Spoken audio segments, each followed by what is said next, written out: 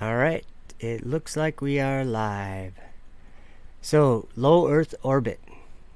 This should be interesting. I don't really know what to think. Welcome everyone. Good to see you all here. I'm Joe, and this is low Earth orbit talk. So, what's on this screen right here is current, and it's not live, but it's what you would see from the International Space Station. It looks like this. We've all seen it.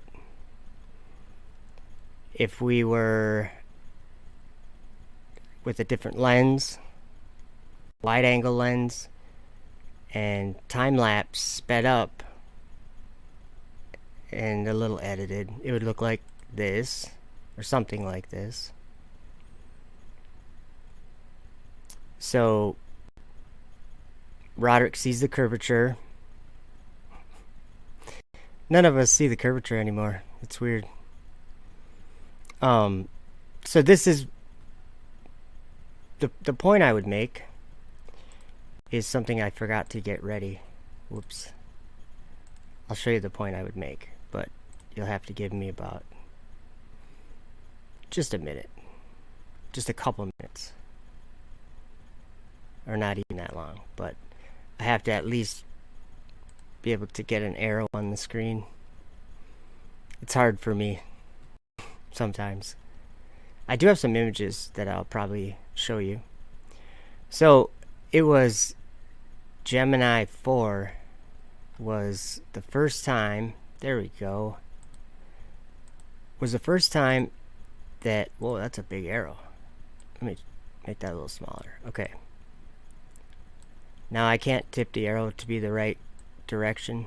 Whoops. I'm trying to make it smaller here.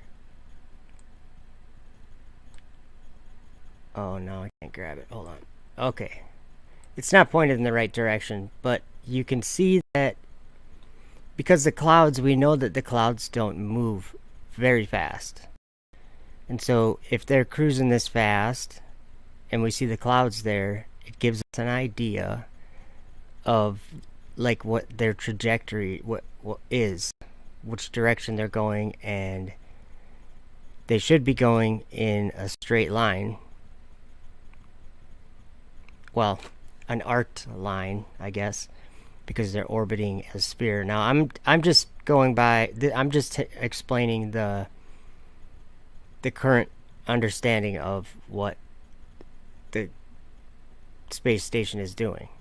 Not my current understanding, because mine's way different, but so it's just going in one direction because every action, all I'm saying is that there's nothing acting on the space station at this point except for what they would call gravity. But it's going fast enough that it never hits the Earth because it continually goes around that gravity, okay, or I mean around that curvature without ever touching it, and you end up going orbiting. That's what an orbit is today, okay. Now back before we really, I can't say we, I'll say the people in the world, because this is every country that gets involved with this stuff. Let me show you something.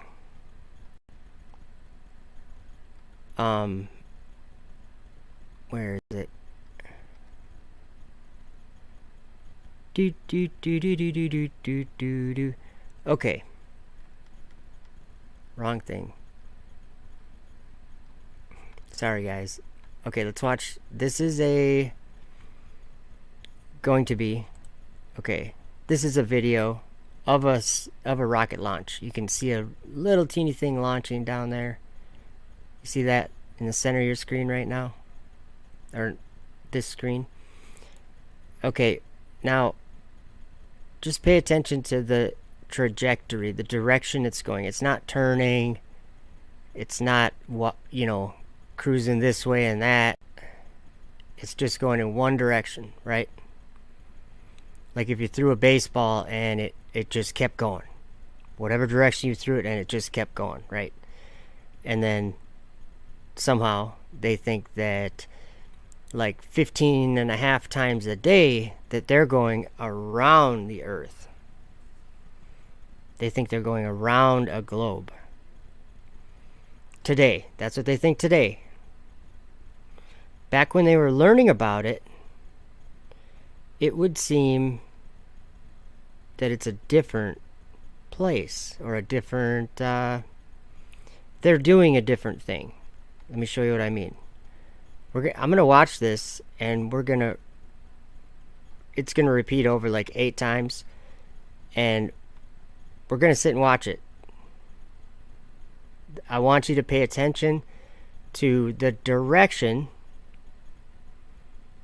that, see how here this has a direction or a trajectory that it's headed on. That shouldn't change unless they were trying to change it or something. And it should never change drastically because they're moving in one direction 17,000 miles an hour. If you want to move sideways, you'd have to start from not moving sideways and go build up speed left or right. Or you get what I'm saying. So let's watch this. And I'm going to stop talking for a minute. And I want you to just watch the... Whoa, music. Watch what we would call the Earth. Just watch the direction that this vehicle is going in. I might help.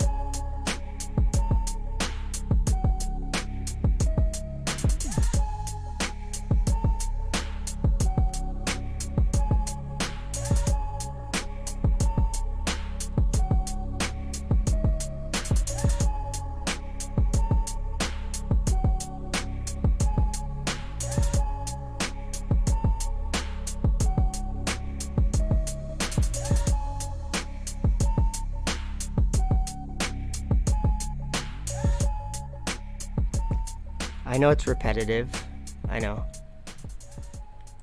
but it takes a second to like study it.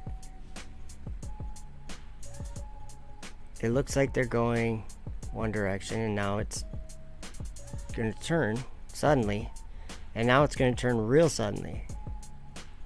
And I know the vehicle appears to be rotating and turning, twirling, but that's not what I'm commenting on. Pretend you're on that vehicle. Are you going in a straight line? No. And we can look a little bit. Let me do this. And actually, while I do this, let's listen to this. During the Gemini 4 mission on June 3rd, 1965, Ed White became the first American to conduct a spacewalk. The spacewalk started at 3:45 p.m. EDT on the third orbit, when White opened the hatch and used the handheld maneuvering oxygen jet gun to push himself out of the capsule.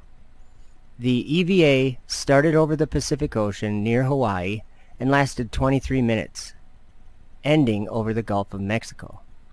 Initially, White propelled himself to the end of the 8-meter tether and back to the spacecraft 3 times using the handheld gun.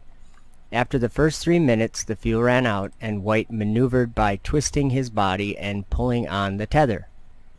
In a photograph taken by Commander James McDivitt early in the EVA over a cloud-covered Pacific Ocean, the maneuvering gun is visible in White's right hand. The visor of his helmet is gold-plated to protect him from the unfiltered rays of the sun. Image credit NASA.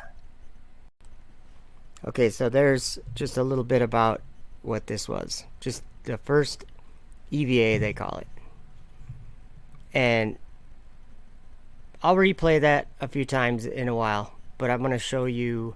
Let's see if I can do this. I should be able to just pull up images from this thing. I want to show you that a few pictures that might help. I think it's this one. Let's look at this.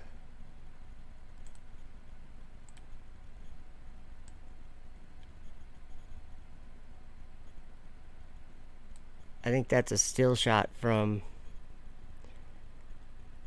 Is that the Gulf of Mexico that they're above?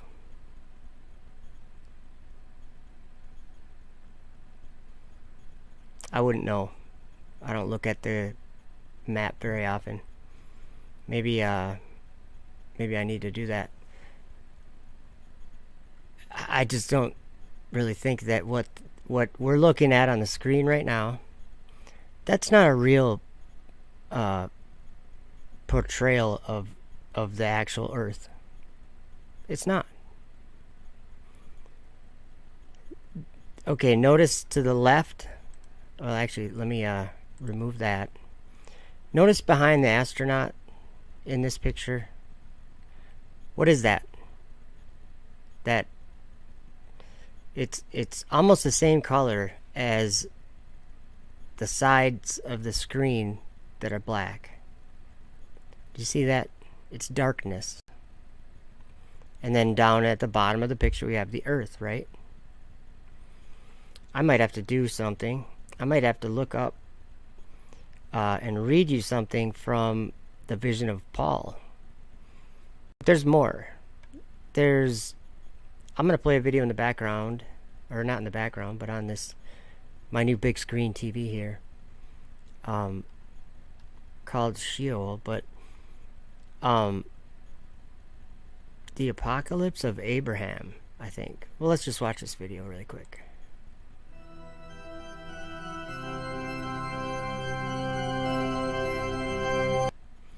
So what does that say? I'm gonna have to get... Oh, and I can't even do that. I'm testing out kind of my program here to see what I can do.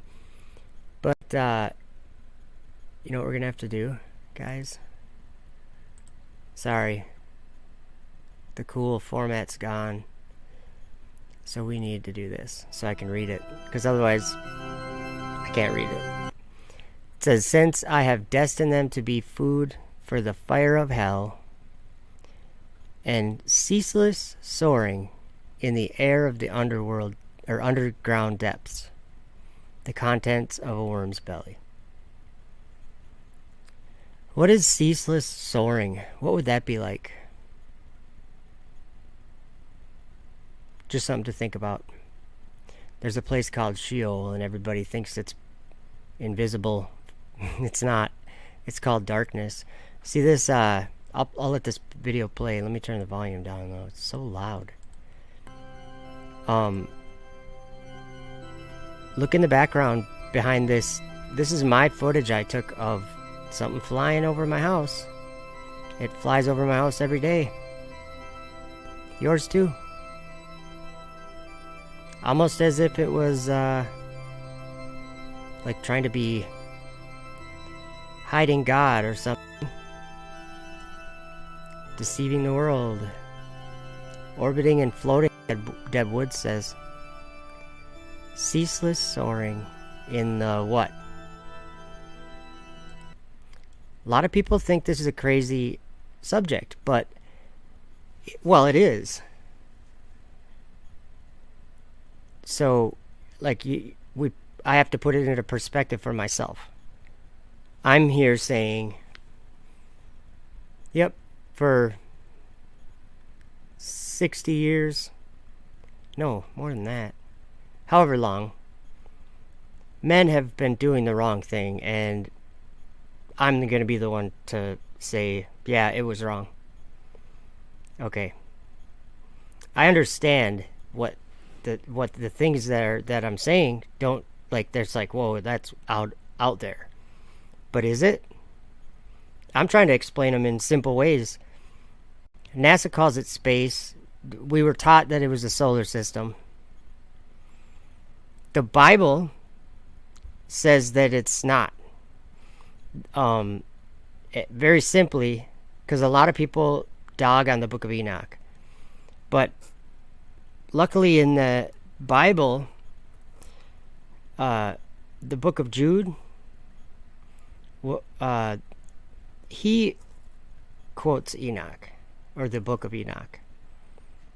And he says, he talks about the wandering stars, reserved until judgment in the blackness of darkness forever.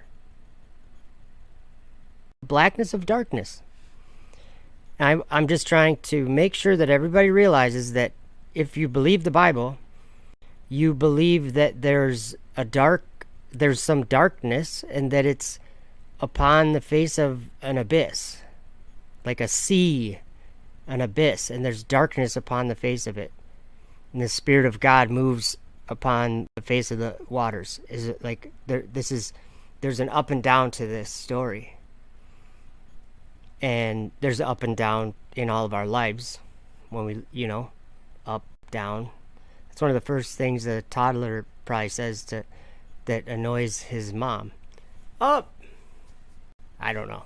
Maybe. We all know up and down. There's no denying that.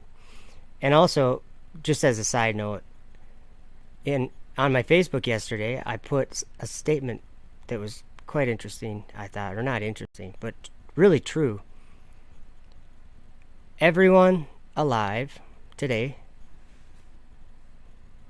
everyone in the world,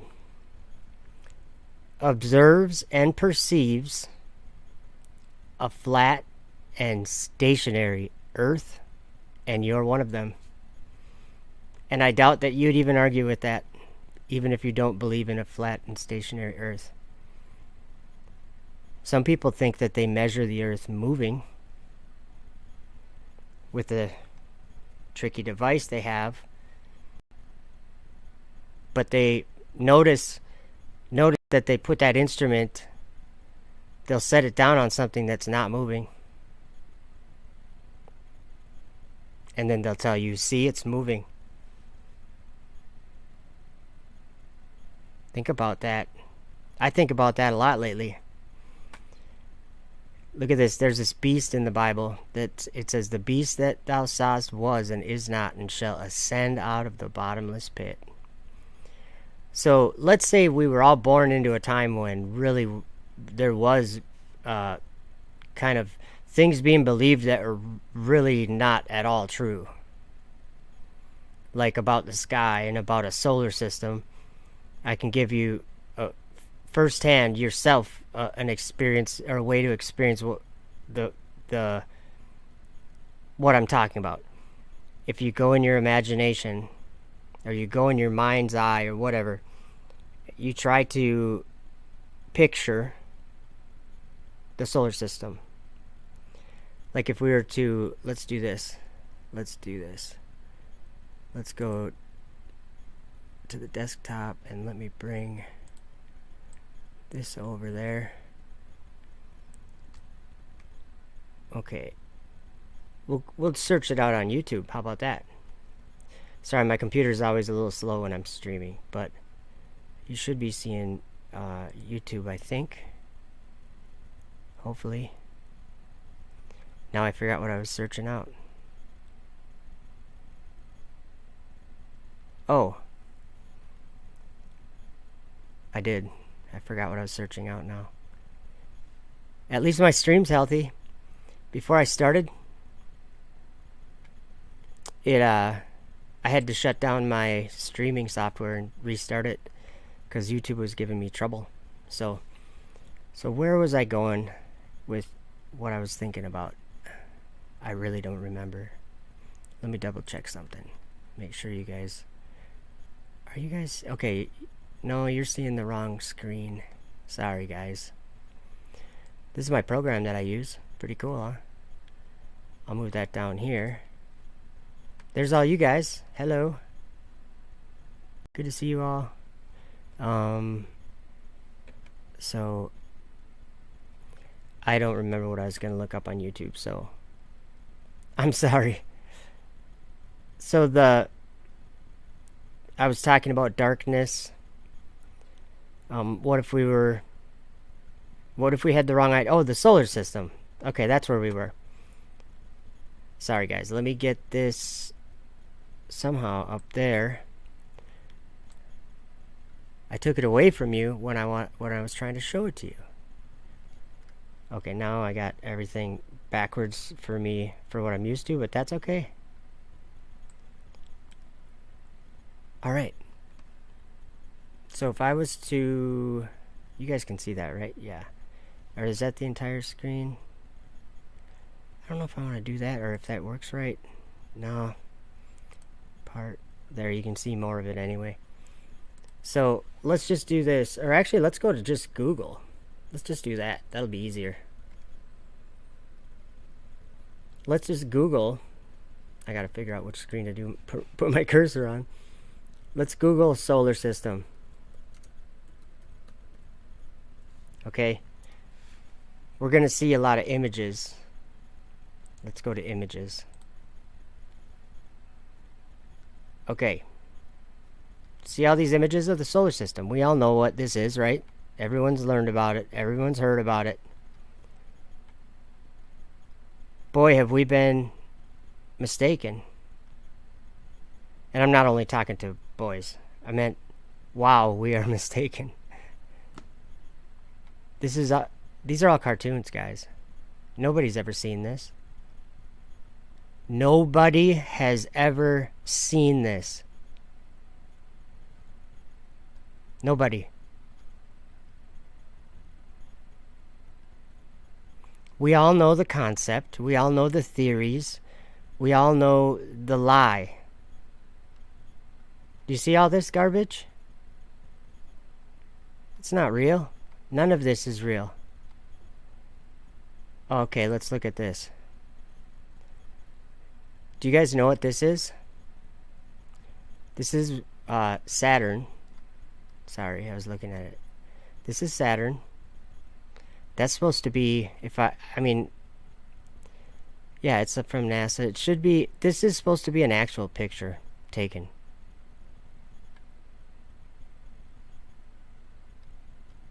But that's not. This is probably another one. Fantastic photos of our solar system. I think this is a NASA photo.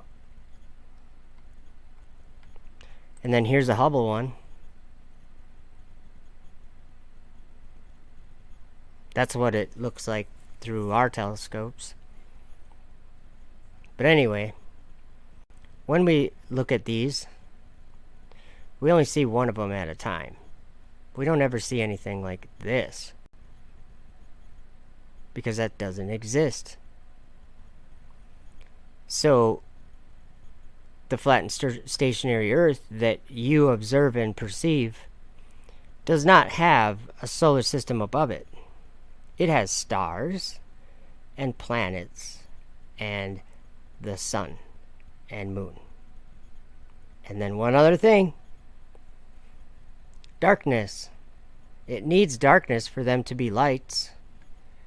So that's what we have. Darkness and light up there. And so then now, let's go back to, let's see. Video.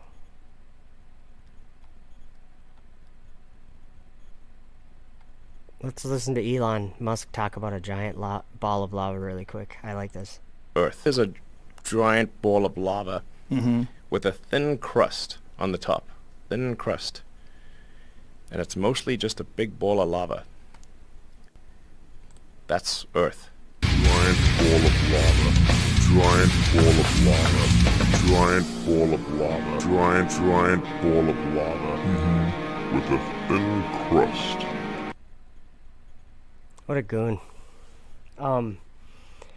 So let's see here. So why does the orbit change? You know what I'm saying? Why does their trajectory all over the place before, and now it's not? Almost as if the first time they went up there, something wasn't ready for them. Almost. Did you guys know that the first EVA? We're gonna go to this one again. Okay, the first EVA performed while orbiting the Earth.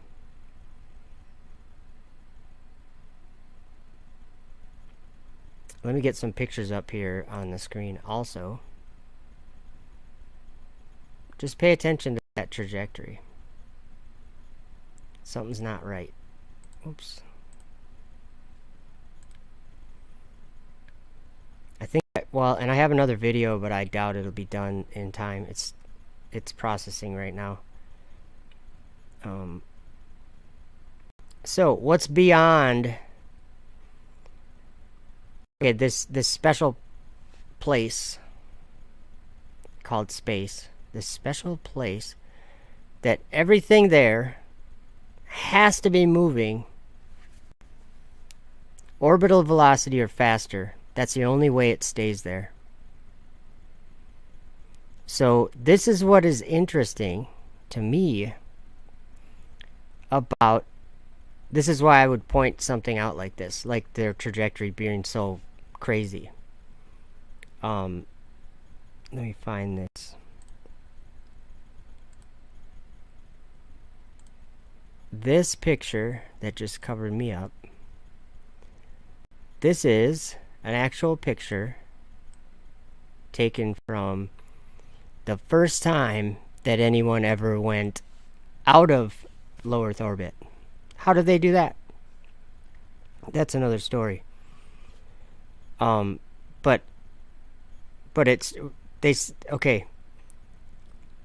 That picture of the Earth right there, surrounded by darkness. That's the darkness upon the face of the deep. That's a big abyss right there. Do you see it? And that abyss is... Even the astronauts say this. They say it's an abyss.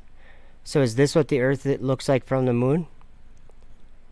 I don't think it would be a good idea to go anywhere in the abyss. And then there's the other side to it. Well, the sun, moon, and stars are in the firmament.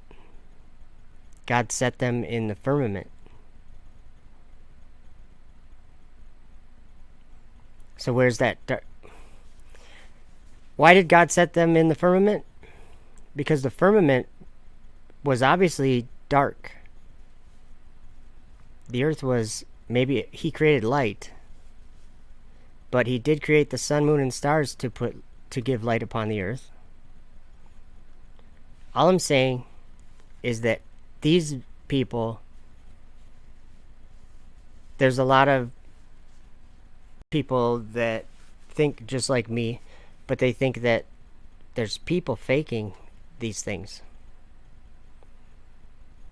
I don't think that that's at all what's happening. People are like you and me. We don't generally lie about everything. And there's a lot of people that just discount other people's honesty, and they just say they're a liar. You're a liar. You're a liar. With nothing to base it on. It's so much far... I almost said it's so much far worser. It's so much worser. So much more worser. The way that it actually is. And it's not your fellow man anywhere that's conspiring against you to hide the truth from you. Men hide the truth in ignorance. They believe a lie, and so that's what it is. But they're not trying to lie to you. What I'm saying is these guys that are on the screen and all these other things we watch in space are just early to go to hell. It's darkness. It's outer darkness. So when you're looking, if you're going to go to the moon, or if you're going to think you're going to the moon, you're going to be going to wherever they bring you. Because it's a place of evil spirits. Those planets. Notice how, like, just think about this once. Notice how men, especially now, want more than anything to go to Mars. Let's just analyze that a little bit. Mars is a place to them. A place with nothing for them. No, not even, they couldn't even live there unless they lived inside of some space thing that they had made here on the Earth. And they really couldn't ever get there because it would take so long to get there. What I'm saying is they're striving to do this. They want to go to Mars. They really badly want to go to Mars. They're building starships to go to Mars, and they're trying to land them. Like, they're trying to build a system to go to Mars. And it's Elon Musk that's doing it. Why would someone want to go to Mars?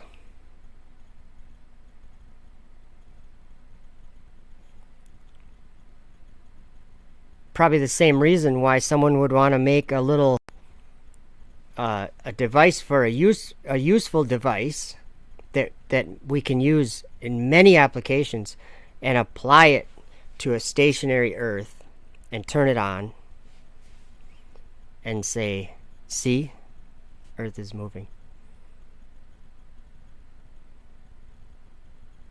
Or they can take a pendulum and sling it and swing it, and they can prove to you that the Earth is turning while their pendulum is hanging from a solid ceiling that's built on walls on a solid foundation of the stationary ground. Or they can weigh something in one place of the Earth and take and weigh that same thing in another place of the Earth, and it's their scale or their weight device, whatever it is, it's going to detect a difference, and that's going to tell you, see, it's moving. But the scale that they set that thing that they're measuring on has to be set on a completely stationary place, or it will not be accurate. Can someone explain these things to me? A ring laser gyroscope. This makes no sense. Like, I've been trying to understand. I had a conversation with MC Toon and Red's Rhetoric, and I'm trying to understand the mentality going on here. And so I'm trying to word it in a way that it sounds like it doesn't make sense. And this is why I'm wording it that way, because it doesn't make sense. The ring laser gyroscope, it shoots out little light, and the light goes around two lights, and they each go a different direction around the outside of it or whatever, and they go to a sensor. And so if something's not moving, the lights will send and they'll get to the sensor at the same time. But if you move it, it's going to make the one get there earlier than the other when you shoot them at the same time, if you're moving it. Okay? So the concept that they're using is saying that they're setting it on the stationary Earth, and they're sending out this light, and they say it's measurable that it's moving there. The Earth is moving. But what I don't understand is just like that device, that ring laser device gets mounted into an airplane, so that when the airplane's going like this, it can measure the movement of the plane. So it's a device that measures the movement of something moving.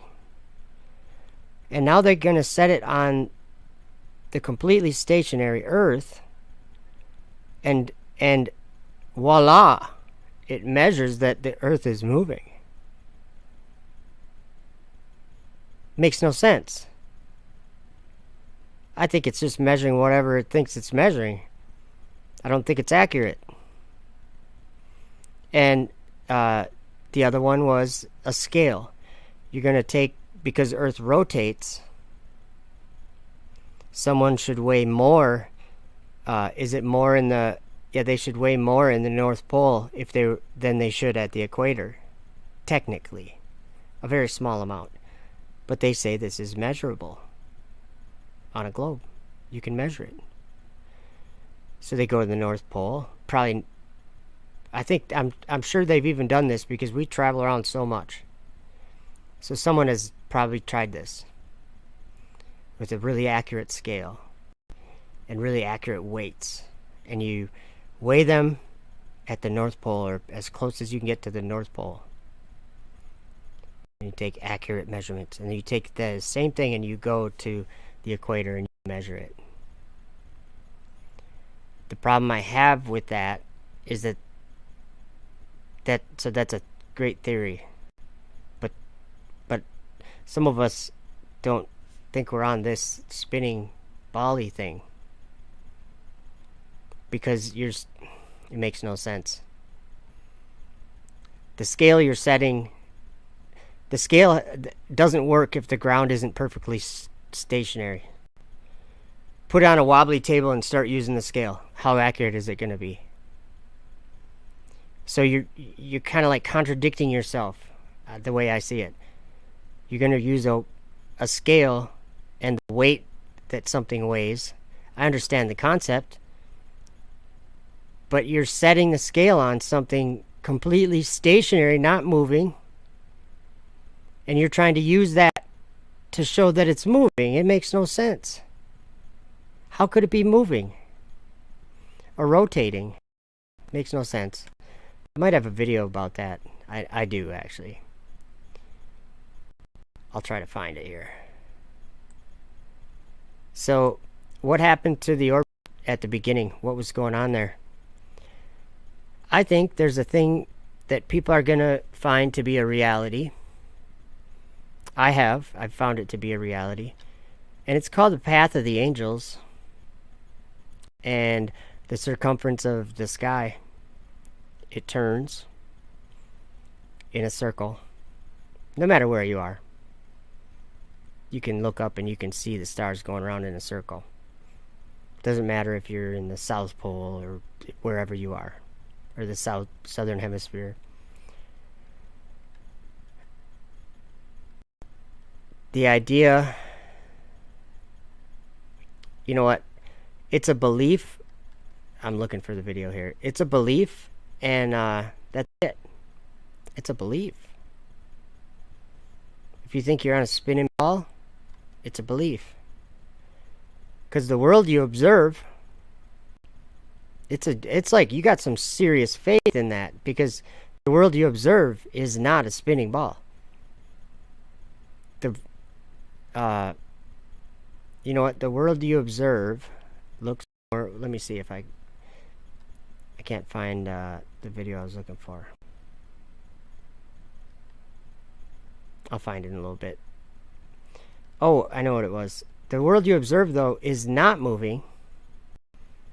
Completely stationary. And it's, for the most part, flat. You have mountains and you have valleys and whatever. But the world you observe is flat. It never curves up and over anything. Because you would always be too far away from the curvature. And you're also always on the top of that ball you think you're on. Like in the image behind me, the space station, would always be at the top. How's that work? There's this girl that comes onto my channel once in a while named Greta. And she had some questions about this, and so I'm going to actually move out of the way and we will see what let's just watch. All, and welcome to another episode of Effed Up World TV. I'm your host, Simon Dan. Thank you, come again. If Earth is supposedly rotating, why don't you have any proof? It is like you have to imagine something to believe that it is rotating. Why do you think it is rotating? I think it is not rotating. I live on it, and I don't see any reason to believe that it is rotating. What could possibly make you think it is rotating? If it was rotating, you would have evidence of it rotating, but it is just sitting there, perfectly stationary with no signs at all of any rotating. Make sure to subscribe to Effed Up World for more Flat Earth videos. Thank you very much for watching. And until the next one, I'm Simon Dan. That was awful kind of Simon Dan to do that for me. And for Greta. Although she doesn't always appreciate being on my channel. Sometimes she comes on, she breaks in somehow and complains. But that hasn't happened too much lately. Thanks, Simon Dan. So let's see here. Let's look at, let me just do this. It's a clown show, guys.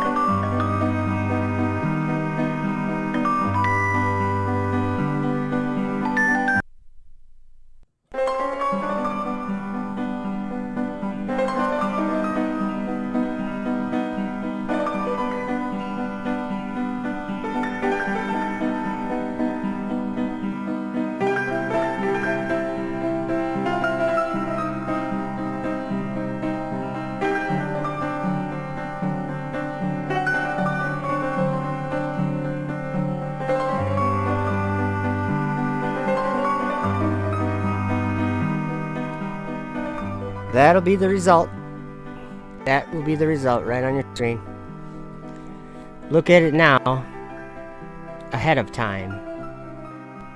I've been looking at it for a long time. And they're not going to stop. Paul Levi says I came here to chew bubblegum and spread the good word. And I'm all out of bubblegum. So love God and love thy neighbor as thyself. That's awesome, Paul. So someone said in the chat the other day something, I can't say it right. It was saying God or Jesus told us to be like little children, not or how did he word it? I think it was to be like little children, not like astrophysicists, or something like that, or at the world like little children, or something like that. I thought it was pretty good. Yeah, Paul, that was perfect. Good to see all of you, by the way. Let's see. Yeah, do you guys want to watch some? Let's get rid of these. Remove. Let's watch the stars of heaven.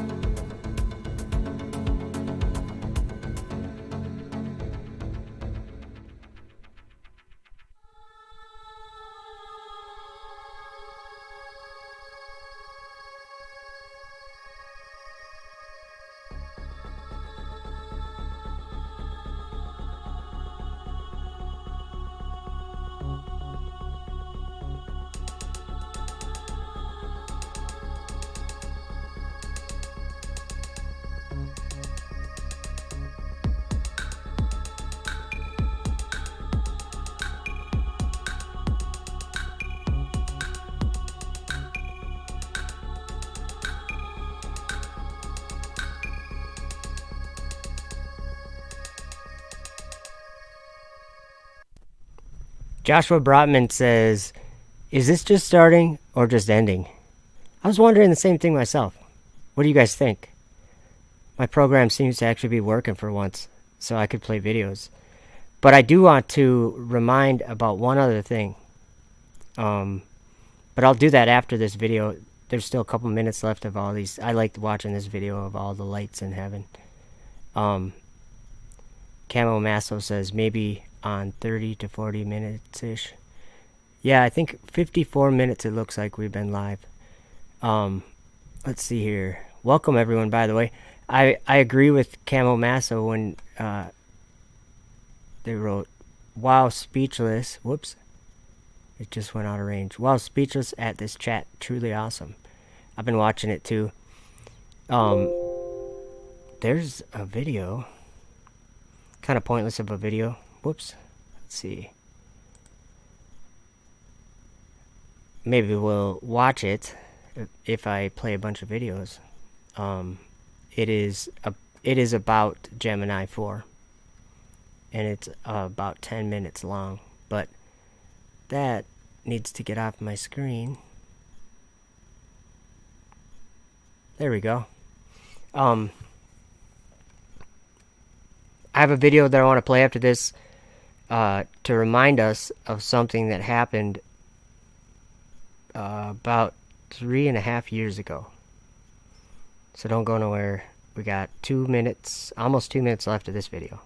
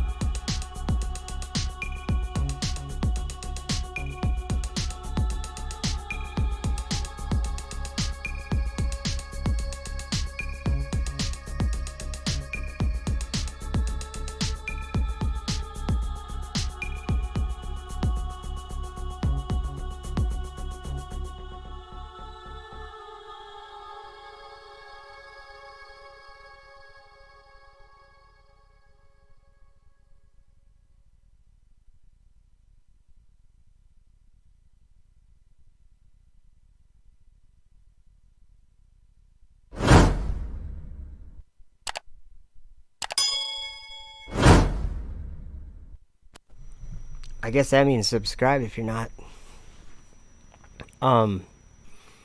Okay. September 23rd, 2017. Let's do this. How do we do this? Let's get rid of our solar system search and let me get you over to the desktop. Hey, I figured something out right. Okay.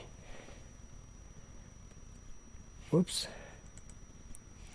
Days since 23rd, September 23rd, 2017. 1,258 days. I don't think a lot of people probably think anything of this, but I do. I don't know what I think of it, but seems as though there's a story going on lately.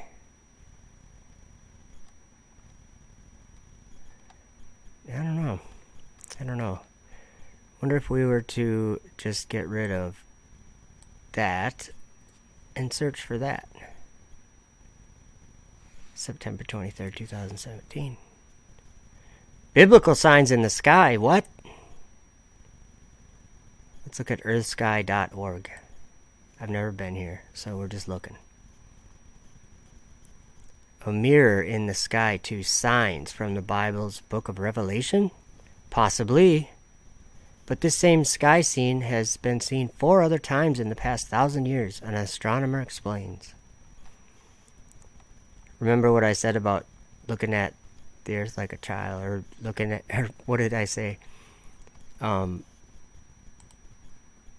like a child and not like an astrophysicist or something, or astronomer, or whatever it was. Let's see. Wikipedia. Let's just see what we got here. Wikipedia will give us some information. The Revelation 12 sign prophecy is an apocalyptic belief that an astronomical alignment on September 23rd, 2017 fulfilled the first 2 verses of Revelation 12. Well, we better go to Revelation 12 then. Let's see what, whoops.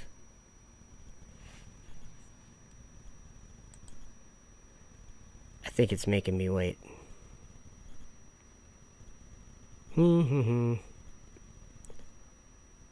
Maybe we won't.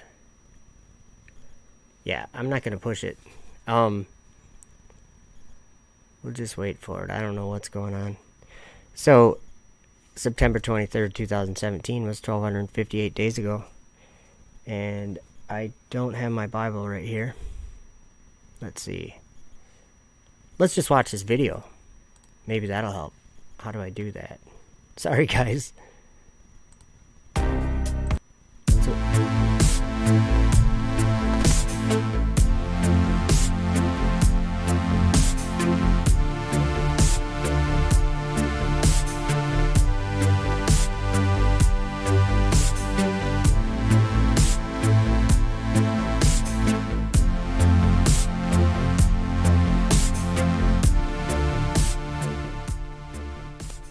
Okay, I got it to come up. I'll just read it to you while we have this video playing in the background. Where is it? There we go. Oh, it's making it skip. We'll just turn the music off then. Okay, the woman and the dragon. Notice on your screen that's a dragon, by the way. And right, that's what it attaches to right there. To give power to keep the space station up there. Yeah. See on the bottom right there? Right there? Whoops. That's a dragon. It's connecting up to the... There we go. That's a dragon. See it? So the first 2 verses, which actually I'll go to the beginning of the movie and just show you the image. Pause it there. Did I just say movie? The beginning of the video, whatever. So, see the moon under her feet there, and the sun kind of on her shoulder, and then all these stars are lined up, right? Well, it says, "And there appeared a great wonder in heaven, a woman clothed with the sun, and the moon under her feet, and upon her head a crown of 12 stars. And she, being with child, cried, travailing in birth, and pain to be delivered. And there appeared another wonder in heaven." So that's where I put that on there. "And behold, a great red dragon." That's blue, but if you search SpaceX red dragon, you'll see what I mean. It's the same thing. It's got that on the side of it. "Having 7 heads and 10 horns and 7 crowns upon his heads. A great red dragon. And his tail drew a third part of the stars of heaven, and did cast them to the earth. And the dragon stood before the woman, which was ready to be delivered, for to devour her child as soon as it was born." You know, I think of flat earth here. This all happened, 3.5 years ago. There was something else happening big time then. A lot of people's lives being changed. A lot of people seeing a different world. Started right just before that. So anyway, this dragon is waiting to devour her child as soon as it was born. And so this woman's bringing forth a man-child. It says, and she brought forth a man-child who was to rule all nations with a rod of iron.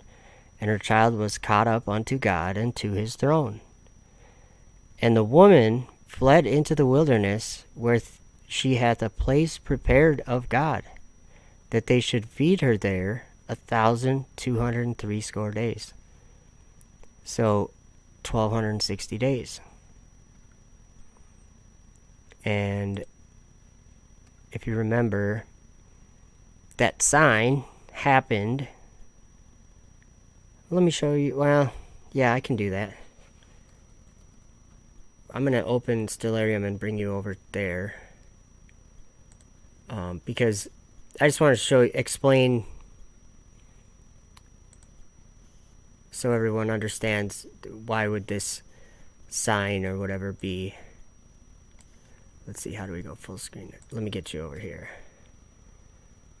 Desktop. Oh, is that going to work right? Which one do we want? Well, that'll give you the right idea. So,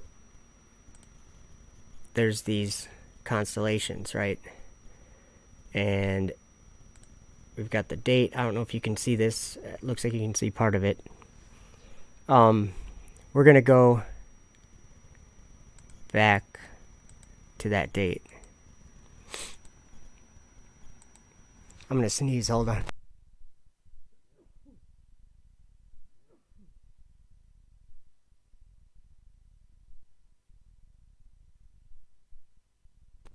I love a good sneeze. Wow. That's a good sneeze. Whoops. It's not my internet, but my computer. Round 2.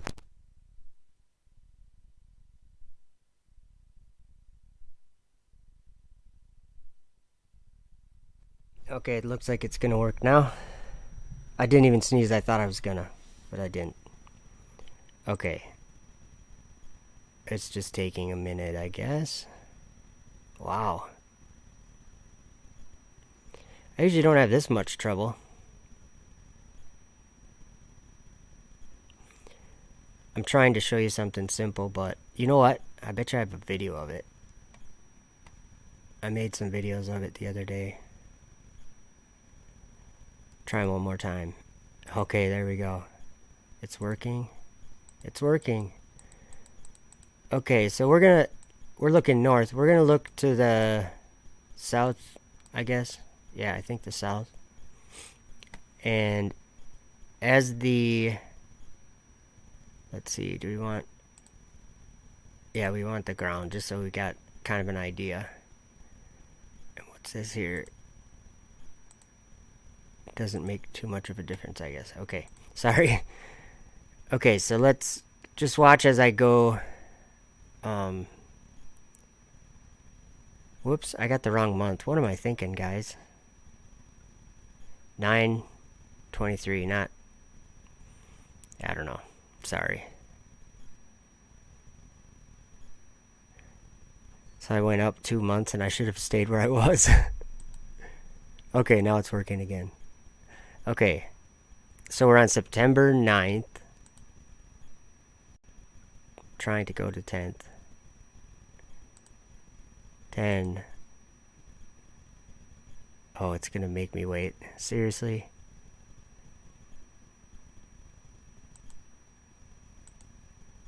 Yeah, it's gonna make us wait. See, as the morning comes, but it would have to be the right day. See how she pops up there? The sun's up there. And you can see Mercury and Venus are kind of lined up, but not quite. And there's no moon under her feet. But as we go, we'll just... Oh, you gotta be kidding me. It takes that long to change a day while the timer's going even? That doesn't make much sense. 13. Yeah, it's just... Yeah, it's not working. Sorry, guys. Back to real time. Let's see.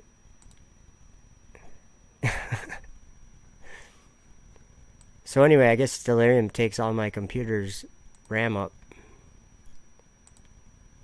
Yeah, it does. So it's pointless for me to keep doing this because I won't be able to show you. But basically on the 23rd, all those things lined up. And that was completely pointless. Sorry, guys. So I don't know what this means, but it's interesting. It is interesting. There's a chapter before it mentions this the same amount of days. Right here. And I will give power unto my 2 witnesses, and they shall prophesy 1,203 days, clothed in sackcloth. And let's see here. There's another mention of, oh yeah, right here. So he was told to measure the temple of God, and it says, but the court which is without the temple leave out, and measure it not, for it is given unto the Gentiles, and the holy city shall they tread under foot 42 months. What's Elon Musk doing, guys? Where's the holy city? Think about it. Okay, let's just get back to what we were doing. I'm so sorry that wasted all that time.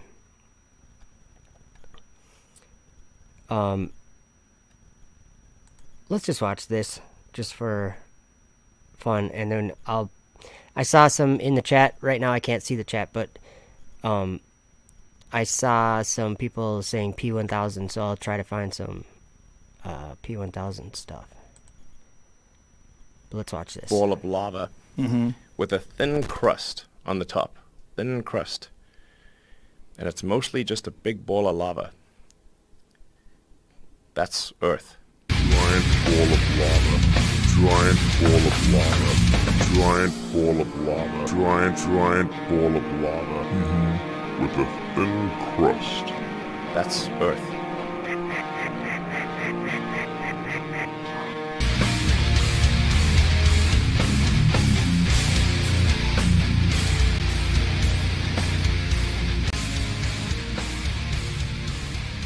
That is real science. And if you talk about symbolism, we got the, nine-headed dragon rocket, run by Elon Musk. Liftoff. Semper Fi, aim high. Go Falcon, go Dragon. That's where you have to go to Effed Up World and watch his videos about all the symbolism. If you look at these flat earth videos, they have hundreds of thousands of views, and just the thumbs up are just thousands and thousands of thumbs up. Look, I put up a video preaching against flat earth where I just mentioned it a few minutes in a sermon, 1,000 thumbs down. Steady state operating levels at 100% thrust on 3180. Vehicle dynamic disturbance at good zone. 30 seconds of mission.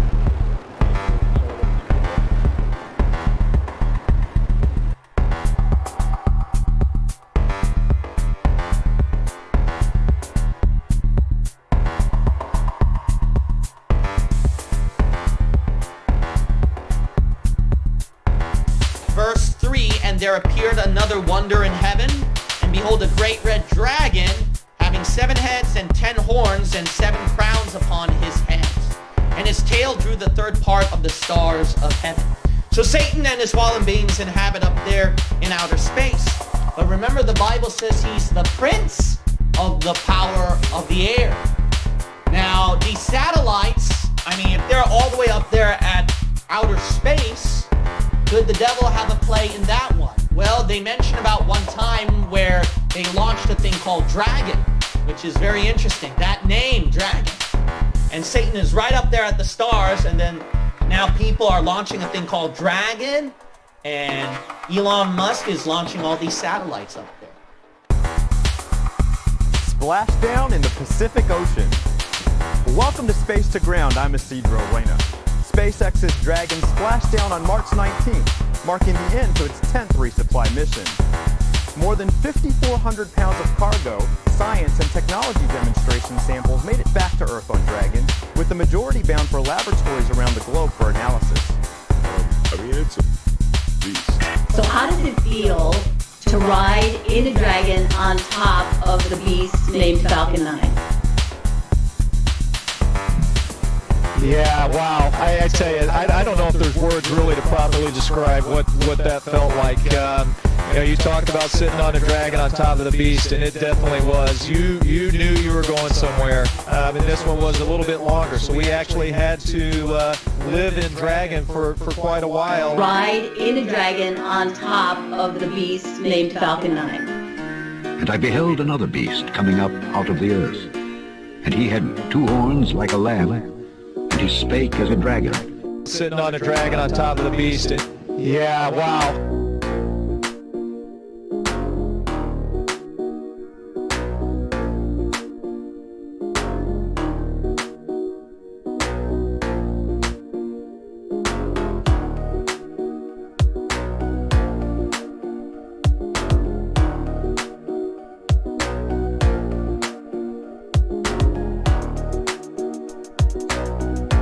Sitting on a dragon on top of the beast. It's a bottomless pit in this abyss of darkness. I really believe in the space frontier, the abyss, so to speak. A good abyss. A good abyss.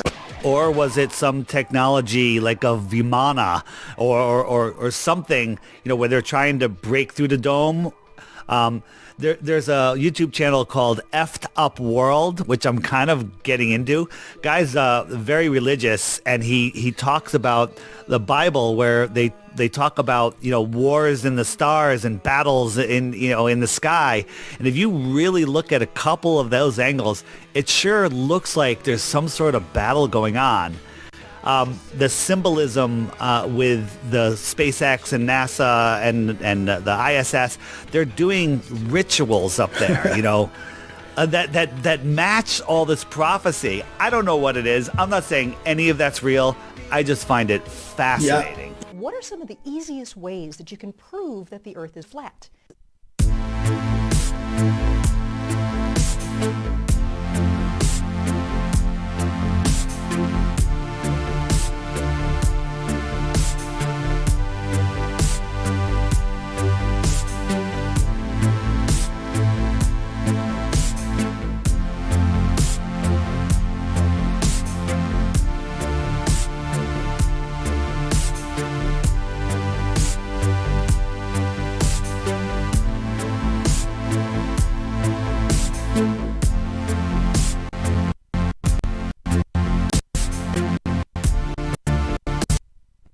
Sorry, I was trying to moderate some people.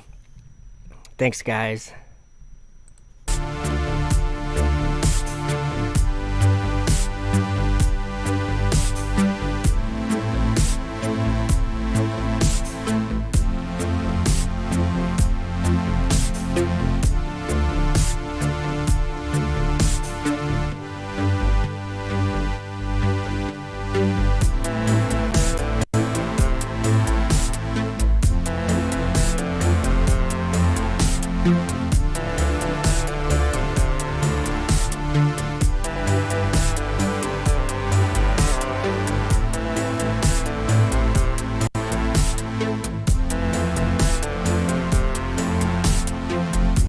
So since it's skipping a little bit, I'm going to just turn the sound off. Yeah, that was Dr. Gene Kim in that one video talking about the dragon flying up in heaven. And he is, he's brilliant. Guy is awesome. Now, of course, there's certain things that seems like that if he just had more knowledge, like worldly knowledge about things happening in the world, he might be a little more alarmed. He's thinking that they sent one dragon up in the sky or something, but truth is, right now there's one up there on the space station attached to it. So if he knew that, I'm sure he would be, talking about it more. But and yeah, I saw Davey313 wrote, Dr. Gene Kim is an awesome Bible teacher. So is Robert Breaker. Yeah, shout out Robert Breaker. He's good too. These guys know their Bibles, which is awesome. So, oh, this is the part of the video we need to listen to. Here we go.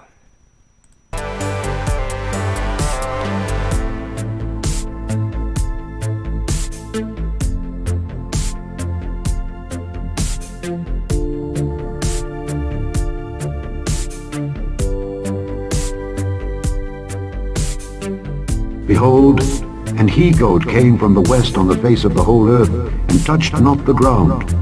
And the goat had a notable horn between his eyes. And he came to the ram that had 2 horns, which I had seen standing before the river, and ran unto him in the fury of his power. And I saw him come close unto the ram, and he was moved with choler against him, and smote the ram, and brake his 2 horns. And there was no power in the ram to stand before him, but he cast him down to the ground, and stamped upon him. And there was none that could deliver the ram out of his hand.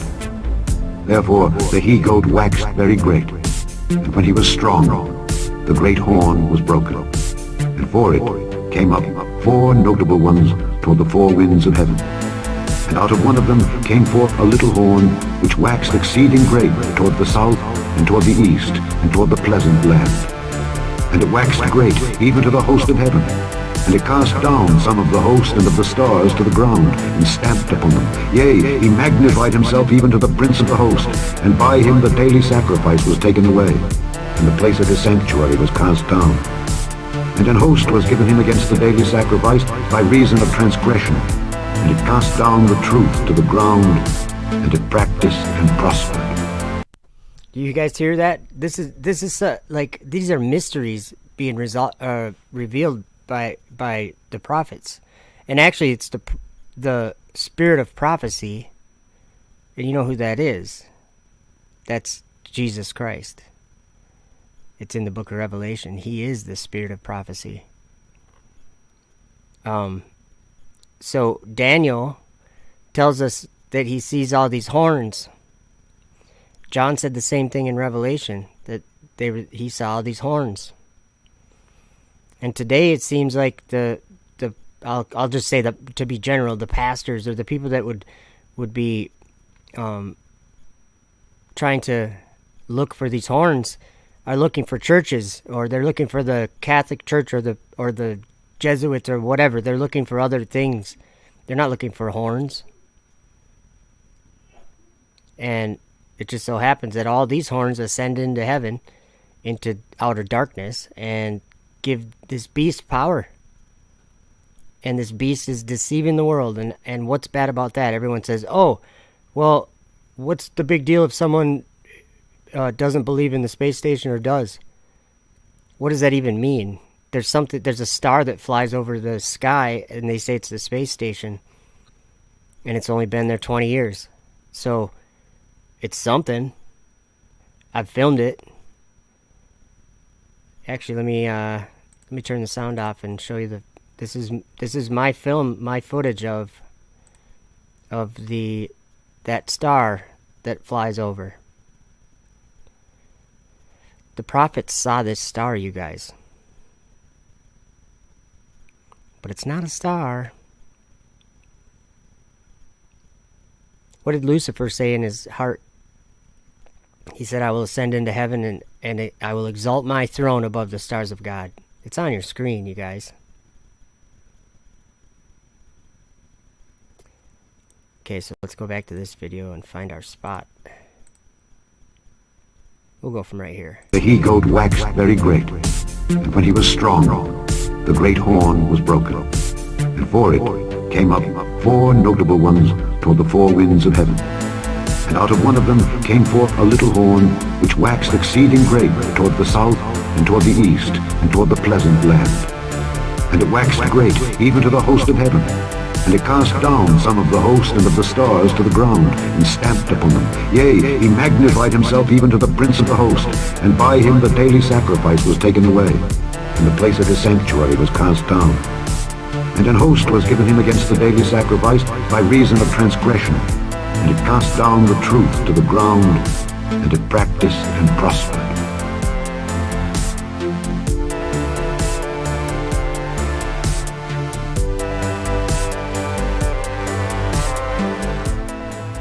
Globe closed ahead, guys. Globe closed ahead. Yeah, make sure you subscribe. If you're not. If you are, don't subscribe, because it'll actually make it so you unsubscribe. Bad idea. I'm just kidding.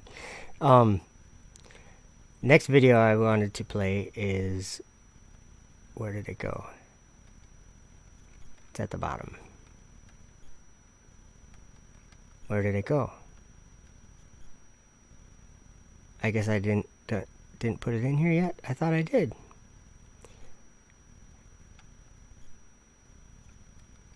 Okay, well, I'm gonna have to find it.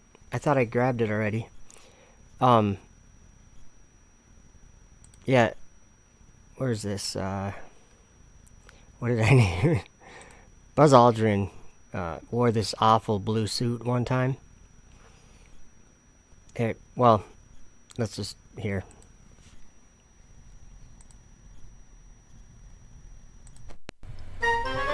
Buzz, are they gonna buy this? Are they? Ooh, I sure hope so. Here we go. Oh boy. What did we do? Buzz, why'd you wear that blue suit? Thing is terrible. What are we here for again? Who the heck are you? Where am I? Why are they taking our picture?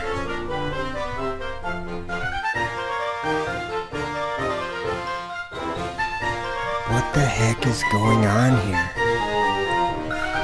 Buzz, why the blue suit? Buzz, what are we even doing here? Do you know Pinhead? They sure took a lot of pictures. Buzz, what is up with the blue suit, dude? Just say we went to the moon. Yeah.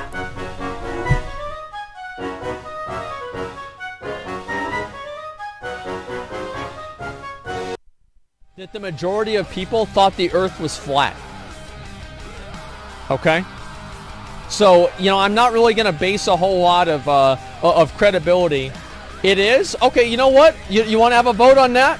Let's have a vote on that. All right, is the Earth flat, actually? Yes, no. All right, we'll do this one here, okay, guys? Give me a second. There you go.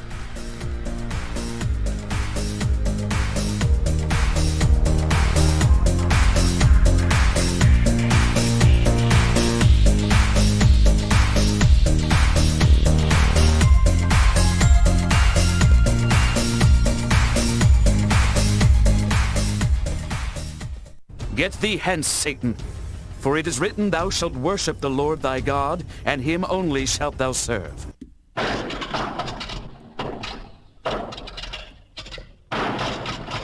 Thank you. Come again.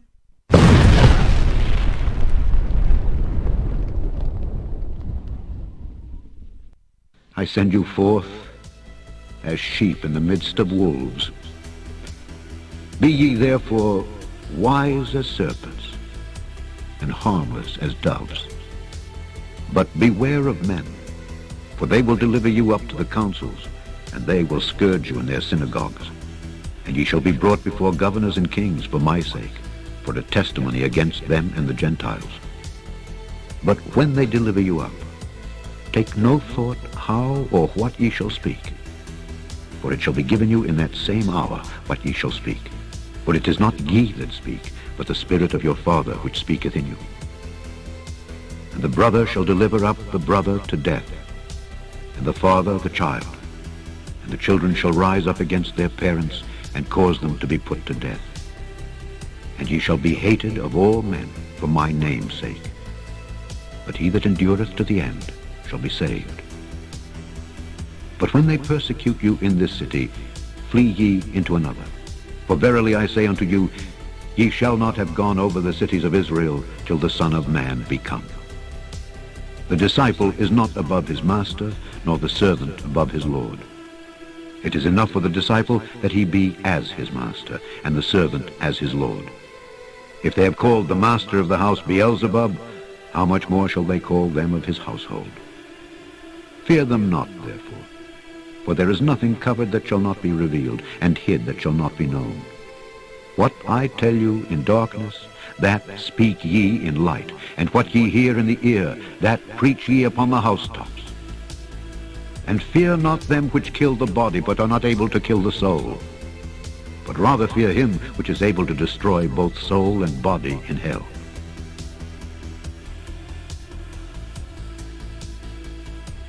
And I looked, and lo, a Lamb stood on the Mount Zion, and with him 144,000, having his Father's name written in their foreheads. And I saw a deep abyss, with columns of heavenly fire, and among them I saw columns of fire fall, which were beyond measure, alike towards the height and towards the depth. And beyond that abyss I saw a place which had no firmament of the heaven above, and no firmly founded earth beneath it. There was no water upon it, and no birds, but it was a waste and horrible place. I saw there 7 stars, like great burning mountains, and to me, when I inquired regarding them, the angel said, "This place is the end of heaven and earth. This has become a prison for the stars of the host of heaven. And the stars which roll over the fire are they which have transgressed the commandment of the Lord in the beginning of their rising, because they did not come forth at their appointed times. And he was wroth with them, and bound them till the time when their guilt should be consummated, even for 10,000 years."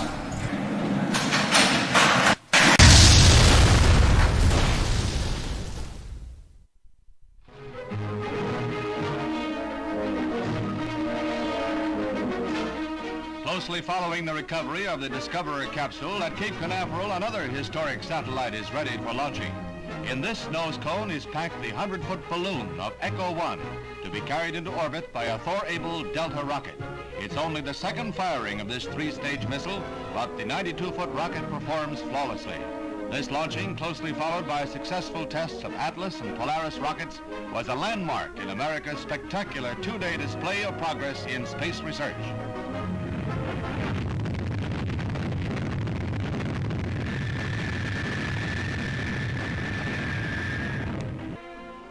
This is the satellite, a huge empty balloon, here shown while still in its hangar. The inflated balloon is 10 stories high, made of a strong, new, aluminized plastic. Strong, yet only half as thick as the cellophane around a package of cigarettes. Strong, yet only half as thick as the cellophane around a package of cigarettes. Its aluminum coating gives it nearly 100% reflectivity. That balloon will soon be hurtling across the sky 1,000 miles high over North America. It will be bounced off a man-made satellite. If it works, it will be the first time voice has traveled from the Earth up to a man-made moon and back to Earth again. This is President Eisenhower speaking. It is a great personal satisfaction to participate in this first experiment in communication. President Eisenhower's voice was picked up loud and clear, making Echo a success.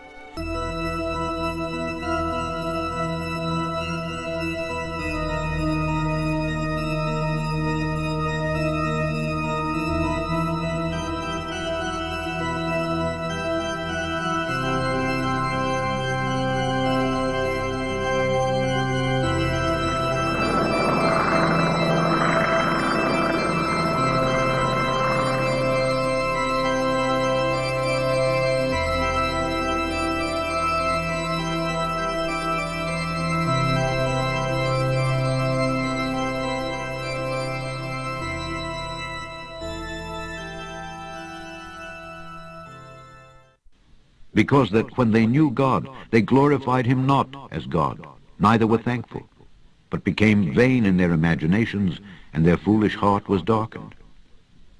Professing themselves to be wise, they became fools, and changed the glory of the uncorruptible God into an image made like to corruptible man, and to birds, and four-footed beasts, and creeping things. They became fools. They became fools. They became fools. It's our privilege today changed the glory of the uncorruptible God into an image made like to corruptible man, and to birds, and four-footed beasts, and creeping things.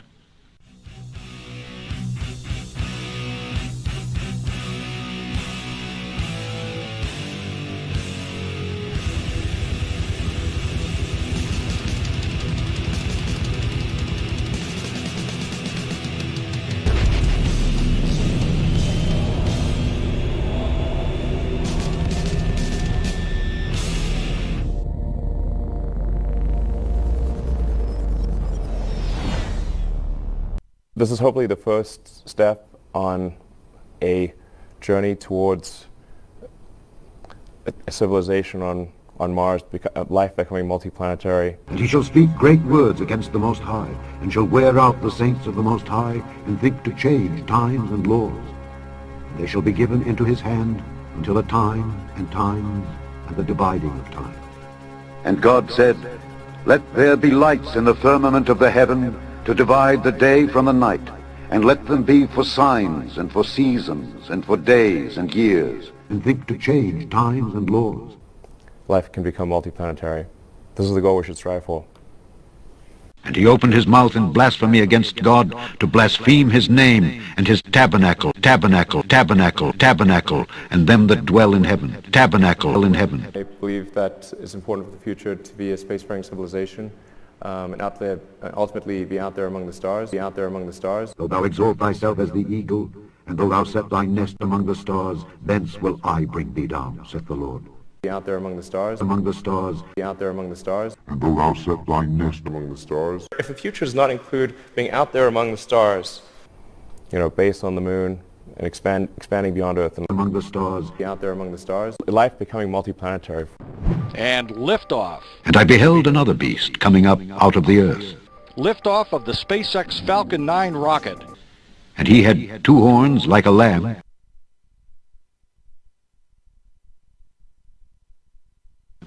and he spake as a dragon.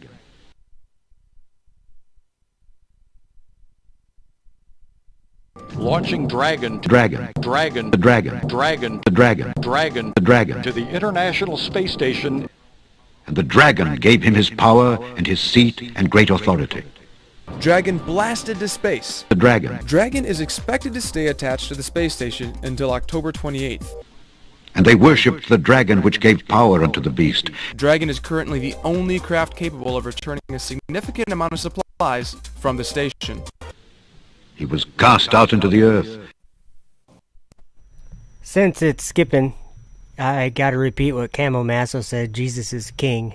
Thanks for hanging out, by the way, Camo Masso. Have a good night. Try this video again here. The goal of SpaceX really was to make as much progress as possible to advance rocket technology to the point where hopefully we can establish a colony on Mars.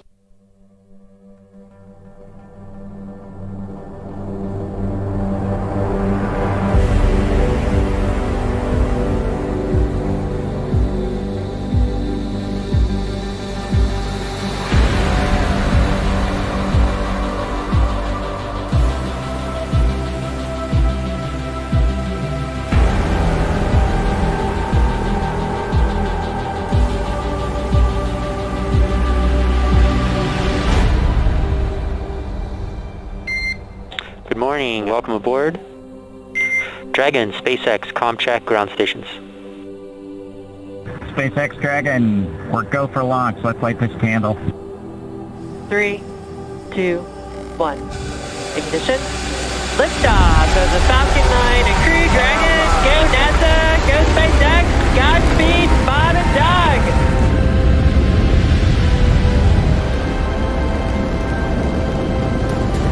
On behalf of the entire launch team, thanks for flying with Falcon 9 today. We hope you enjoyed the ride and wish you a great mission.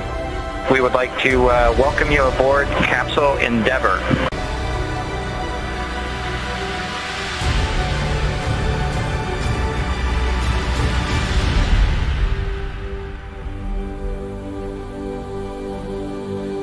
MD Houston flight.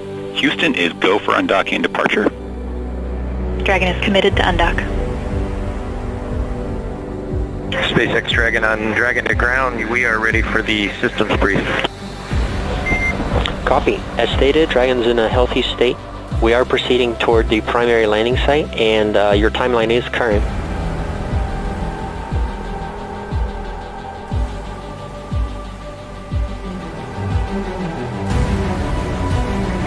Visual, 2 drones out.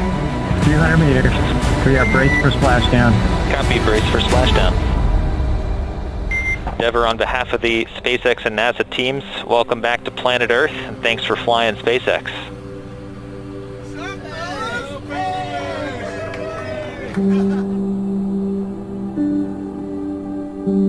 It's a humbling experience to be a part of what was accomplished. It's great to see how excited everybody was. We hope it brings a little bit of brightness to a pretty tough 2020. Advanced technology is indistinguishable from magic. And through his policy also, he shall cause craft to prosper in his hand. Being able to fly, being able to see over long distances, being able to communicate, and having access to all the world's information instantly from almost anywhere on the Earth. This is stuff that really would be magic, or would be considered magic in times past. Being a multi-planet species and being out there among the stars is important for the long-term survival of humanity. If you consider 2 futures, one where we are forever confined to Earth until eventually something terrible happens, or another future where we are out there on many planets, maybe even going beyond the solar system, among the stars. I think that second version is incredibly exciting and inspiring, and there need to be reasons to get up in the morning. Life can't just be about solving problems. Otherwise, what's the point? There's got to be things that people find inspiring. The future of humanity will fundamentally bifurcate along the lines of either a single planet species or multi-planet species. And a multi-planet version of humanity, or of humanity's future, is going to last a lot longer. We will propagate civilization into the future far longer if we're a multi-planet species than if we're a single planet species. And so it's like planetary redundancy, backing up the biosphere. We've got all of our eggs in one basket here. We should try to protect that basket and do everything we can, but there are some risks that are just extremely difficult to mitigate, and some which we will ultimately not be able to mitigate. So it just seems like the right thing to do. And then the next question is, well, should we do it now, or should we wait for some point in the future? And I think it's the wise move is to do it now, because the window of technology for this is open, and it's the first time that window has been open in the 4.5 billion year history of Earth. I think there are really 2 fundamental paths. History is going to bifurcate along 2 directions. One path is we stay on Earth forever, and then there will be some eventual extinction event.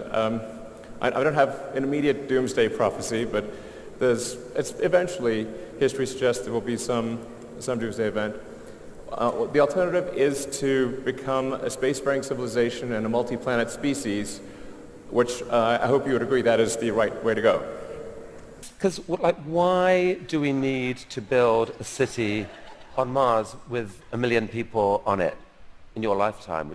Yeah, I think it's important to have a future that is inspiring and appealing. I mean, I just think that there have to be reasons that you get up in the morning and you want to live.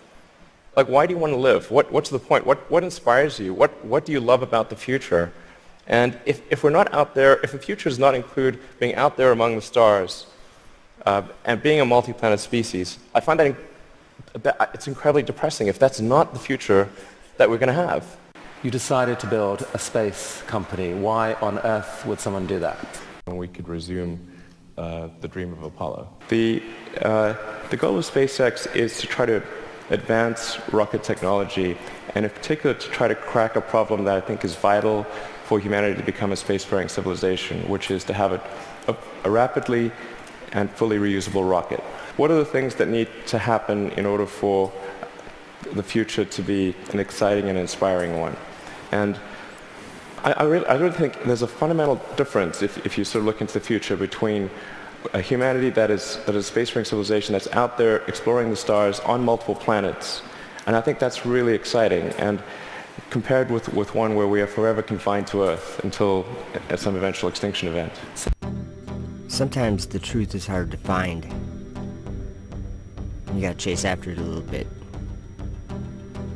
But truth is truth, and it's there. And we've been taught to believe lies. And so I'm trying to point them out. Be careful what you believe in the time we live in. I would like to challenge your beliefs and challenge you to consider other possibilities that nobody considered until a few years ago. Quench not the spirit. Despise not prophesying. Prove all things. Hold fast that which is good. Prove all things.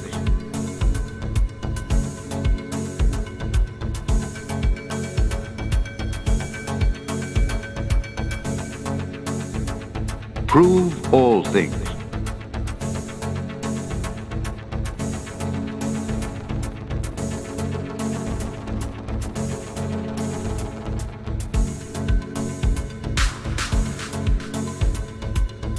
Prove all things.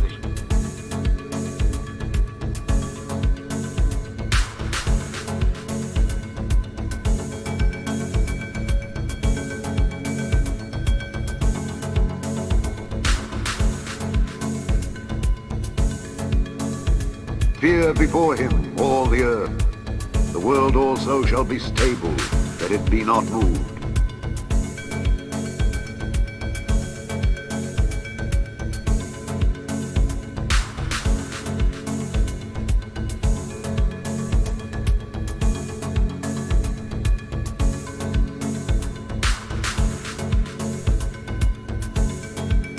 That it be not moved.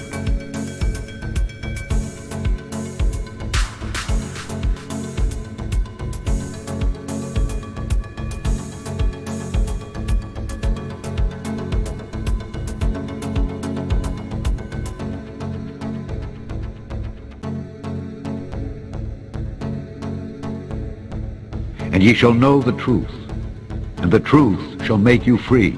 Prove all things.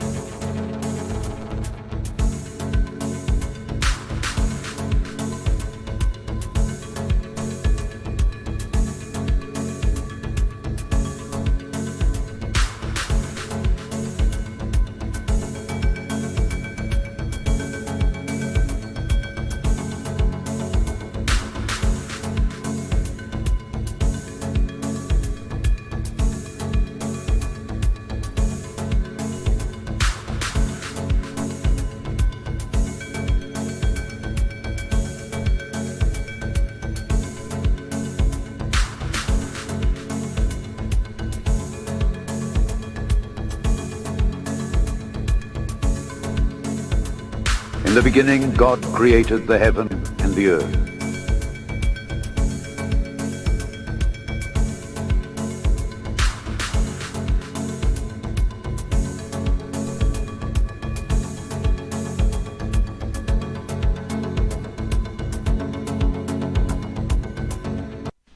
Because that when they knew God, they glorified him not as God, neither were thankful, but became vain in their imaginations, and their foolish heart was darkened. Professing themselves to be wise, they became fools, and changed the glory of the uncorruptible God into an image, into an image, into an image, into an image made like to corruptible man, and to birds, and four-footed beasts, and creeping things. We speak that we do know, and testify that we have seen, and ye receive not our witness. If I have told you earthly things, and ye believe not, how shall ye believe if I tell you of heavenly things? And no man hath ascended up to heaven, but he that came down from heaven, even the Son of Man which is in heaven. For as the lightning cometh out of the east, and shineth even unto the west, so shall also the coming of the Son of Man be.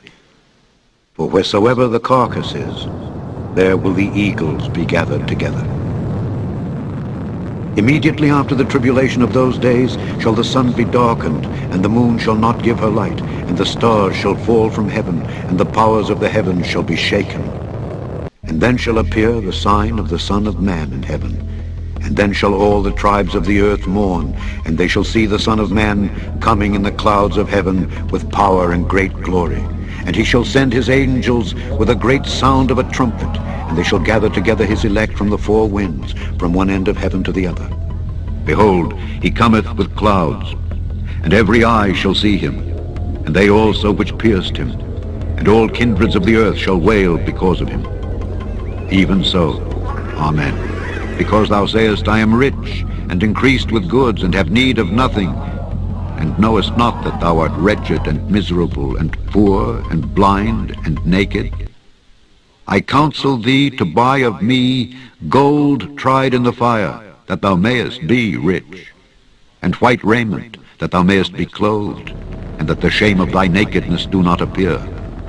And anoint thine eyes with eye salve, that thou mayest see. As many as I love, I rebuke and chasten. Be zealous therefore, and repent. Behold, I stand at the door and knock. If any man hear my voice and open the door, I will come in to him, and will sup with him, and he with me. If any man hear my voice and open the door, I will come in to him, and will sup with him, and he with me.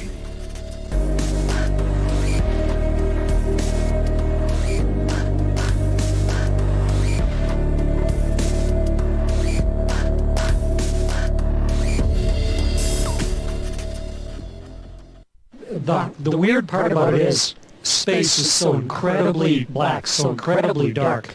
It's a bottomless pit of deep black. Almost so deep it almost has a texture when you look at it. It's wandering stars, to whom is reserved the blackness of darkness forever. And there came one of the 7 angels which had the 7 vials, and talked with me, saying unto me, Come hither, I will shew unto thee the judgment of the great whore that sitteth upon many waters, with whom the kings of the earth have committed fornication, and the inhabitants of the earth have been made drunk with the wine of her fornication. So he carried me away in the spirit into the wilderness, and I saw a woman sit upon a scarlet-colored beast, full of names of blasphemy, having 7 heads and 10 horns. And the woman was arrayed in purple and scarlet color, and decked with gold and precious stones and pearls, having a golden cup in her hand full of abominations and filthiness of her fornication. And upon her forehead was a name written, Mystery, Babylon the Great, the mother of harlots and abominations of the earth. And I saw the woman drunken with the blood of the saints, and with the blood of the martyrs of Jesus. And when I saw her, I wondered with great admiration. And the angel said unto me, Wherefore didst thou marvel? I will tell thee the mystery of the woman, and of the beast that carrieth her, which hath the 7 heads and 10 horns. The beast that thou sawest was and is not, and shall ascend out of the bottomless pit, and shall ascend out of the bottomless pit, and shall ascend out of the bottomless pit, and go into perdition. And they that dwell on the earth shall wonder, whose names were not written in the book of life from the foundation of the world, when they behold the beast that was, and is not, and yet is. And here is the mind which hath wisdom. The 7 heads are 7 mountains, on which the woman sitteth. And there are 7 kings, 5 are fallen, and 1 is. And the other is not yet come.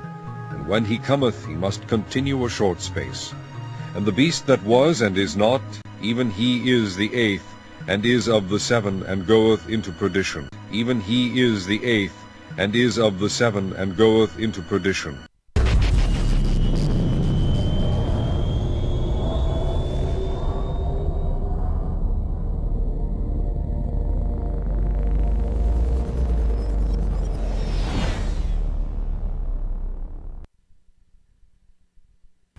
And I saw a deep abyss, with columns of heavenly fire, and among them I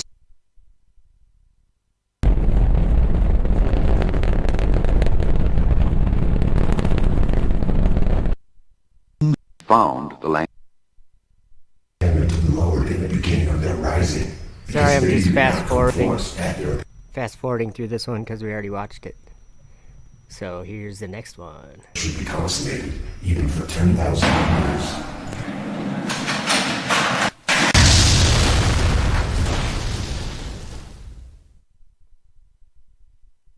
Why do the heathen rage, and the people imagine a vain thing? The kings of the earth set themselves, and the rulers take counsel together against the Lord and against his anointed, saying, Let us break their bands asunder, and cast away their cords from us. He that sitteth in the heavens shall laugh. The Lord shall have them in derision. Then shall he speak unto them in his wrath, and vex them in his sore displeasure. Yet have I set my king upon my holy hill of Zion. I will declare the decree. The Lord hath said unto me, Thou art my son, this day have I begotten thee. And when he had spoken these things, while they beheld, he was taken up, and a cloud received him out of their sight. And while they looked steadfastly toward heaven as he went up, behold, 2 men stood by them in white apparel, which also said, Ye men of Galilee, why stand ye gazing up into heaven? This same Jesus which is taken up from you into heaven shall so come in like manner as ye have seen him go into heaven. And the whole earth was of one language and of one speech.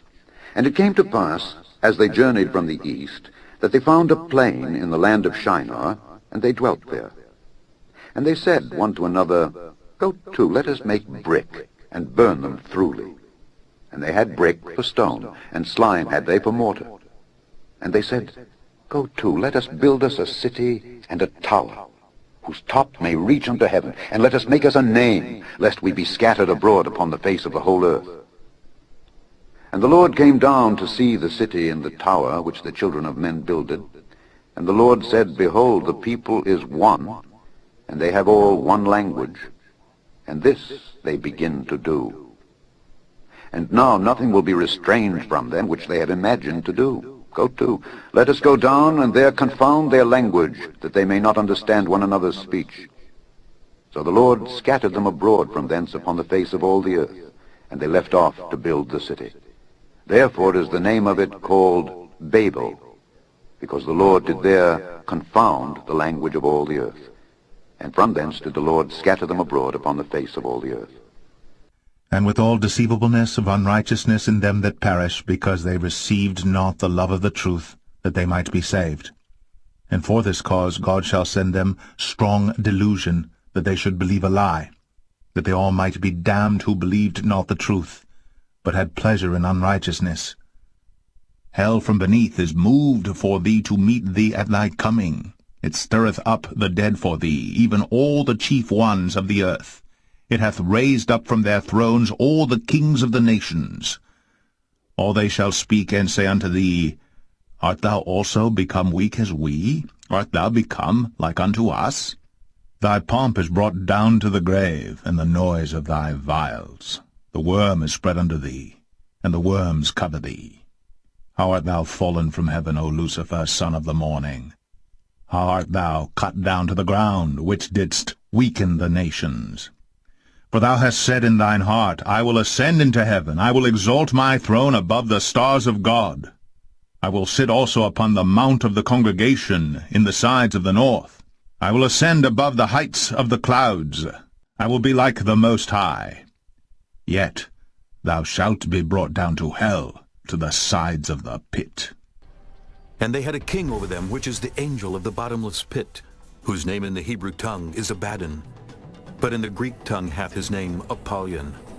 We could resume the dream of Apollo. The goal of SpaceX really was to make as much progress as possible to advance rocket technology to the point where hopefully we can establish a colony on Mars. Dream of Apollo. And they had a king over them, which is the angel of the bottomless pit, whose name in the Hebrew tongue is Abaddon, but in the Greek tongue hath his name Apollyon. Apollo. Apollyon. Apollo. Apollyon. And we could resume the dream of Apollo. The angel of the bottomless pit. Apollo.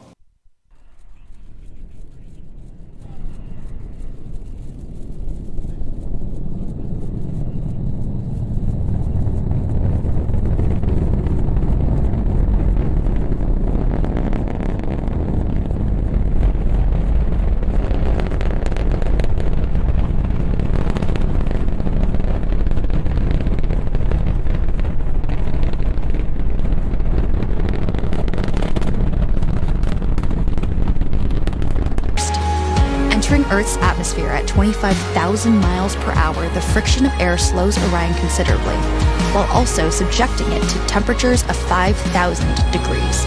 With the Orion now at just 300 miles per hour,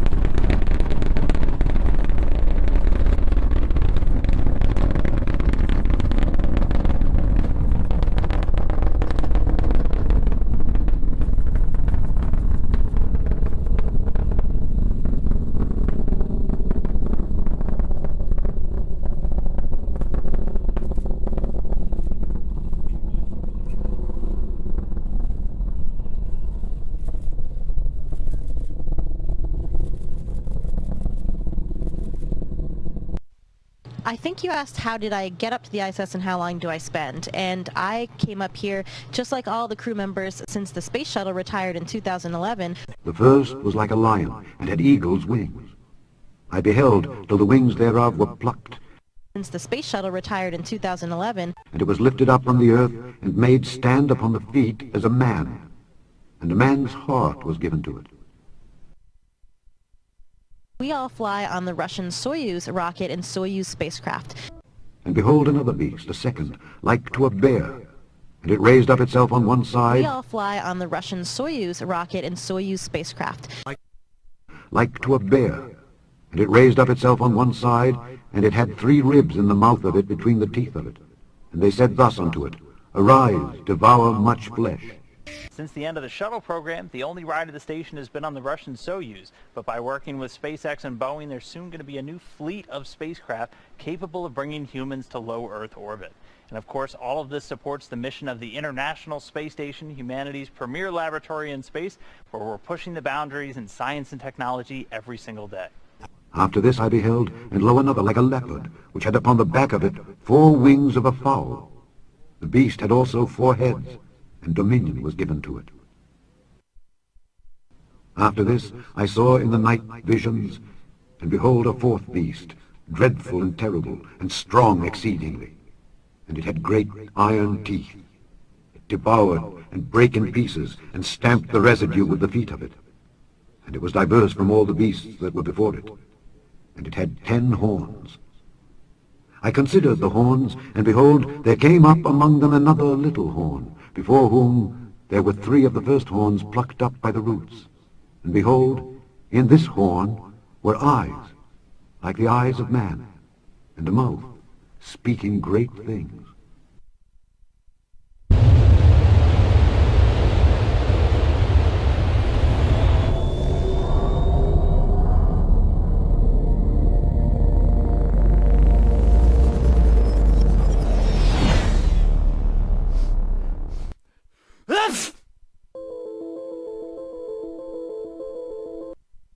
And I saw a place there beyond the great earth.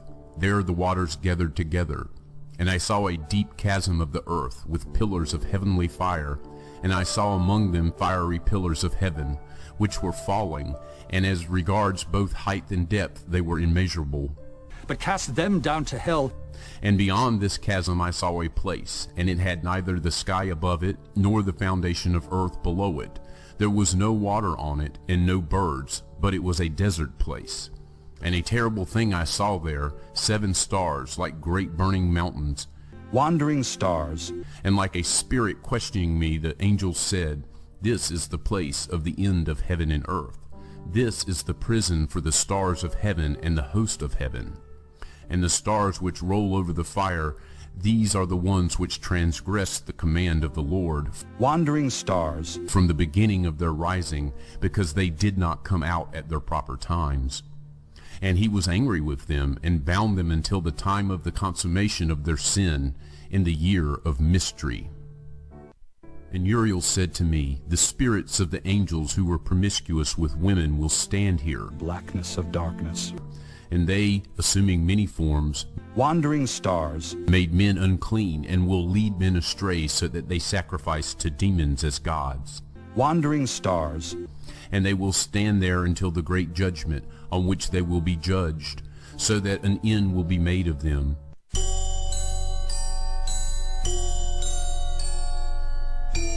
Whom is reserved the blackness of darkness forever.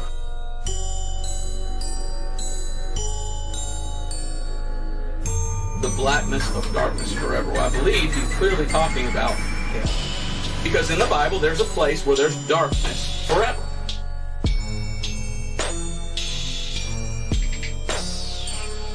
And it's called hell and the lake of fire.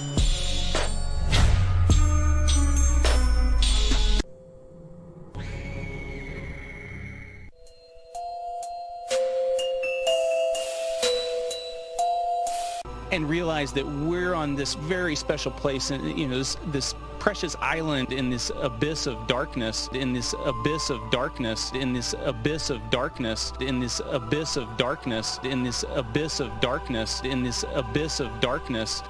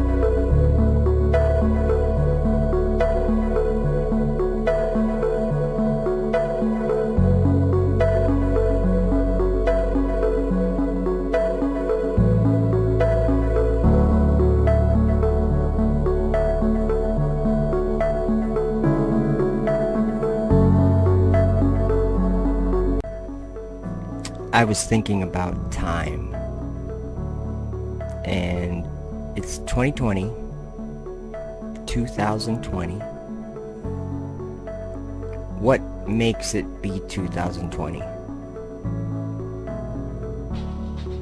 That means there's been 2020 years since we started counting. How do we know what a year is? Well, that's 365 days, right? Well, how do we know to count that many days? How do we know how a year is a year? We could maybe say, well, because we have all the seasons. Yeah, and why do we have all the seasons? What determines what amount of time goes by in a day? What determines what amount of time goes by in a year? Well, here's what I think. There's only one way that we can determine when a year goes by. Basically one way. And that is by looking up at the sky clock that exists. Every year, the stars like for instance today, if we took a still shot of the sky from my house, in 1 year's time, the stars would all be in the exact same position that they're in today. But every day in between, those stars would all be in different positions than they are specifically today, and a year from today, and a year from that day, and a year from that day. Because the stars have a cycle that they go through. They're turning, but at the same time that they're turning, they're changing their orientation slightly each day. We end up with the stars back in the same position again. This is one reason why the idea that the heliocentric model gives us of the North Star being previously a different star and not Polaris is a ridiculous falsehood, because that's not how the sky works. But just think about that. How do we determine a year? We do it with the stars in the sky. And that is actually stated in the creation story in Genesis. God said he created the sun, moon, and stars for signs, seasons, and days and years. And that's what we witness here on the earth. So that is the truth. So what we've been watching here on the screen is time-lapse photography of the stars. Now what happens when the star trails, or this time-lapse photography, what happens when it starts looking like this? And if that continues, how are we going to determine what a year is? I mean, I think we could still tell. But doesn't it seem like something's kind of getting in the way there? This started to happen to time-lapse photography in May of 2019. So just over a year ago, year and a half ago or so. And every month or so, they've been launching another 60 of these satellites. These are Starlink satellites that SpaceX is putting up in there, in that darkness. People call it space. But they're putting it up there, and I'm just making a clear note to everyone that God ordained laws for all the luminaries. Every star in the sky has an ordained course that God commanded them to go on. And we already know that 7 of those stars, which we call planets, disobeyed God's ordained courses for them. And so he bound them in darkness until judgment. But besides those 7, all the other stars circle Polaris every 24 hours. And that's just what the sky has always been. And so there's been a change made in the last year and a half. A big change. So this video is just a watchman's call out to those who are paying attention. Daniel 7 verse 25 says, "And he shall speak great words against the Most High, and shall wear out the saints of the Most High, and think to change times and laws. And they shall be given into his hand until a time and times and the dividing of time." I think we're there, guys. There is a man in the world today trying to change times and laws, because that is what the sun, moon, and stars are, is they are for signs, seasons, days, and years.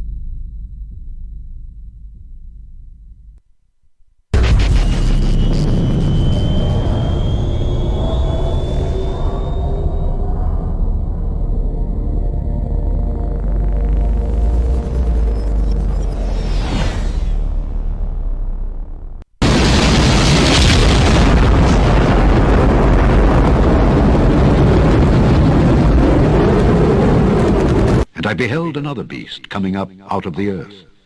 And he had 2 horns like a lamb.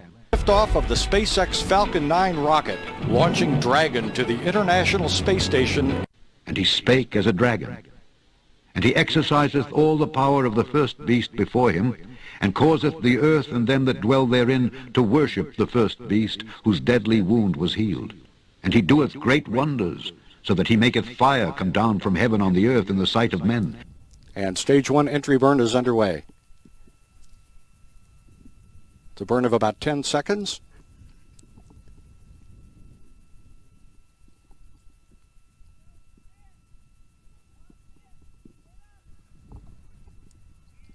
Stage 1 entry burn shut down. So that he maketh fire come down from heaven on the earth in the sight of men. Falcon 9 first stage headed back toward Cape Canaveral Air Force Station, where it launched 6 minutes, 37 seconds ago. Stage 2 performance nominal. And he doeth great wonders, and deceiveth them that dwell on the earth by the means of those miracles which he had power to do in the sight of the beast.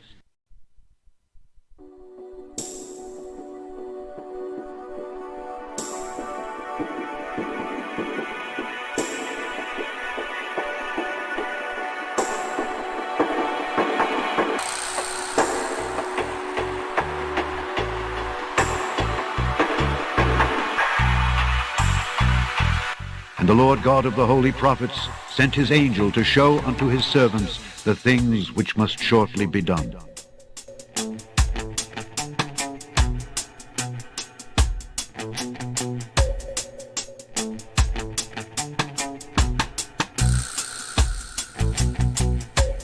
Those precious young people.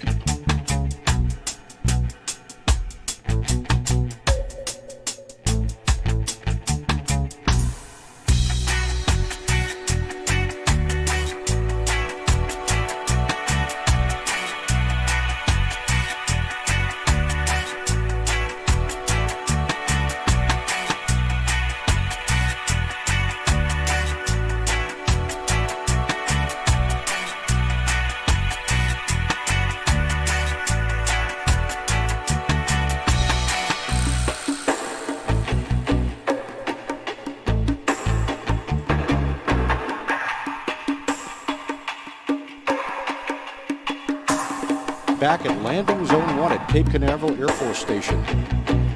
LZ1, the F9 has landed. Landing operators proceed. For thou hast said in thine heart, I will ascend into heaven. I will exalt my throne above the stars of God. I will ascend above the heights of the clouds. I will be like the Most High. And after these things, I saw 4 angels standing on the 4 corners of the earth, holding the 4 winds of the earth, that the wind should not blow on the earth, nor on the sea, nor on any tree.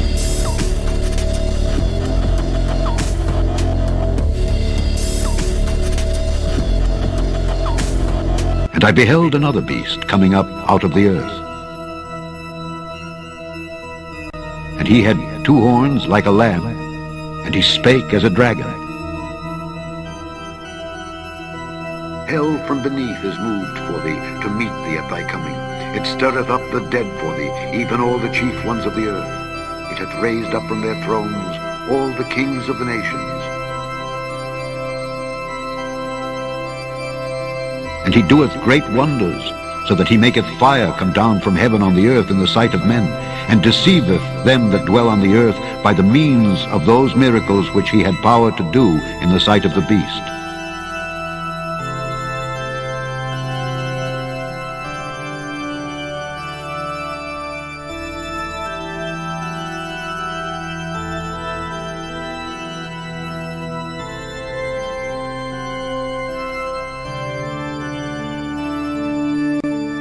And I, John, saw these things and heard them. And when I had heard and seen, I fell down to worship before the feet of the angel which showed me these things. Then saith he unto me, See thou do it not, for I am thy fellow servant, and of thy brethren the prophets, and of them which keep the sayings of this book.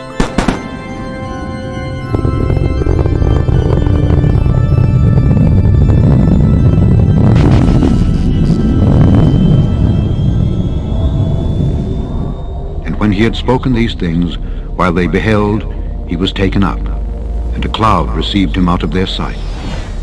And while they looked steadfastly toward heaven as he went up, behold, 2 men stood by them in white apparel, which also said, Ye men of Galilee, why stand ye gazing up into heaven? This same Jesus which is taken up from you into heaven shall so come in like manner as ye have seen him go into heaven.